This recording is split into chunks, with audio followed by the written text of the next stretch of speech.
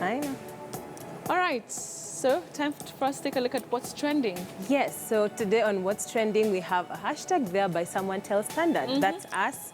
You'll know what you've been told. Then we have hashtag Turkana reminds Ruto. Then the third one, Amina D-Day is today. Then Generation X addicted to social media. Then we have Monkey Love, a video. Yes. Interesting. So on to the first hashtag. So we were trending over the weekend, mainly because of a story we did about the KDF soldiers who died in Kilbio. And of course, the debate was about what the KDF soldiers, officials rather said how many KDF soldiers were killed and how many, and the story that the Standard newspaper did of how many soldiers actually died. The numbers differed greatly, where officials in KDF said that there were only 9 soldiers who died from the attack, whereas the Standard, after doing its research, found out that there were actually 68 soldiers who died. And of course, mixed reactions from Kenyans on social media saying exactly, are we exaggerating the figures, or is KDF lying? You know, that controversy of who is telling the truth between the two. And of course, maybe you can look at some of the tweets behind this. Mariano Sanchez says, there is always the media truth, the authority truth, and the truth. I rest my case, but let's trust KDF. Mariano says, chooses to trust KDF. And then you have Ramla here who says, how many of our brothers really died? You know, this is something that's very controversial in the sense that we always have differing figures of how many people have actually died and those who maybe are injured, and the differing figures. We can look at some of the tweets. And of course, this is, remember, it's been done because of the research the journalists have done. And of course, we couldn't ignore the trend because it was trending at #1 over the whole weekend. Just died this morning, but it's something worth talking about. And of course, time will tell what the truth really is on that. Then the next trend is someone... Okay, let's move to the next trend, Turkana which is... reminds Ruto. Yes, Turkana reminds Ruto. So William Ruto did go to Turkana and ambushed, or rather attacked, the governor for not maintaining the road, saying that their priorities were wrong, saying that the most important things were not being given priority as it deserves. So we have Ekarani here on Somo says, Turkana reminds Ruto that Turkana is in Kenya, visits to the region by the executive once every 5 years, like tourists won't cut it. Won't cut it. Yeah. Ballot 2017, I can see here how he said laptops, but did not even bring... Wow, okay. Didn't bring lollipops. And of course, there's a very hard... The two, there's so much rife between the two, Governor Josephat and William Ruto, something that we have yet to see what's going to come out of it.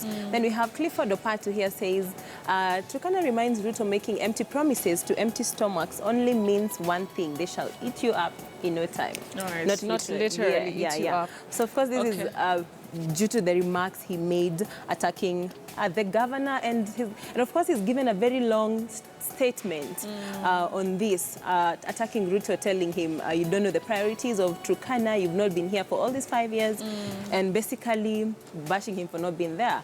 Kenya West says Turkana reminds Ruto that Kainuk Lokichar that he came, that Kainuk Lokichar project that he came to launch, the contractors left as soon as the cameras went off. This relates also to the projects launching, the president, what he's been launching projects with social media. People think that it's not, they're not worth the noise. Exactly.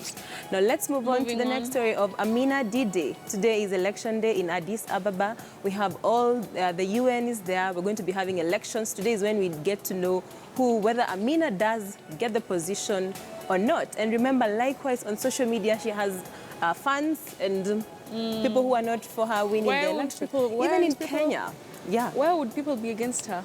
Especially Kenyans. Most of the reasons they say is because, remember, she was part of the delegate that was going around campaigning for us to withdraw from ICC, which most people thought that we should not. Exactly, she championed that. So most Kenyans feel that she really cared just about the people at the top there, did not consider the people who are actually affected by the post-election violence. So I think that is one of the things. The second issue is when we have the Kenyan who died in was it in Sudan or in Ethiopia? Yes, and there had been attempts by the family to reach her to help the Kenyan to be. He's a biker, and he was a health worker as well. So they were detained, and one of them died there. So there are those negative factors that Kenyans feel, if she's not been able to handle things in Kenya, how is she going to be able to handle such a top post? But of course, she equally has fans. She's done so much. We've had so many summits in Kenya. I think it's we've had most summits in the history. She is a force to reckon with, definitely. Exactly. She's powerful, and she's made very crucial decisions. Yeah. So you have Paul here who says, just because you're in opposition, you mustn't oppose their government just for the sake of it. I can't get those opposing Amina. And just to read something that the Standard has on the front page, Amina at a glance, you know, you read this and we have a long way to go. Yeah. Served as ambassador and permanent representative to the UN in Geneva, first woman to serve as foreign affairs cabinet secretary, first woman to chair the governing general council of the World Trade Organization. She's a lawyer by profession and was honored by UNDP as the Champion of the Year in 2016. She served as the UN Assistant Secretary General and Deputy Executive General of the UNEP here in Nairobi. Wow. So that's a profile. That's a profile. One. Yeah. That's one strong profile there. I honestly also don't get why so many people are opposed to her. I mean, of course, she's a woman. She's a force to reckon with. She is. You Definitely love her. is. She is. But So we wish her we'll be all the best. We wish her all the best Very for true. Today. Hoping she's going to be the next chair. It's going to be an amazing it's going to be position awesome. for Kenya. And of course, it's going to be for Kenya and also for East Africa. We've never had, since 2002, we've never had any of our people, rather, from East Africa and lead this, the region. It would be a good win, because this would be the first time that Kenya is fronting a candidate there since independence. Yeah. So it would be a milestone for Kenya. Plus, so much funds have been spent on doing this. On lobbying. It would be such a sad thing if we don't win this. Okay, now let's get to another interesting story about, I'm sure, contrary to what is common, that millennials are addicted to social media. Research by a company called Niesol, a research company on media, says that actually the middle-aged are the most affected when it comes millennials. to... not millennials. Generation X. More than millennials. Yeah. Yes, exactly, more than millennials. These are our parents. And I think I totally agree with this. Most people, yes, I do. Reason being my mom. I think I can give an example. Really? My mom is always on her phone. You see, the way you're the one who's supposed to be telling your child, get off that phone. My mom, sometimes she's like, have you seen this story that they've written about you? I'm like, she knows everything. It could be true, by the way. It could be true. It could be true, because the difference is just 39 minutes. They found that 6 hours, Generation X spends around 6 hours on social media, whereas the millennials spend 39 minutes less than the 6 hours after their research. So it's not a big gap, but the fact that they are leading in spending time on social media is actually very interesting. And these are 39-year-olds, 39 and above to 50.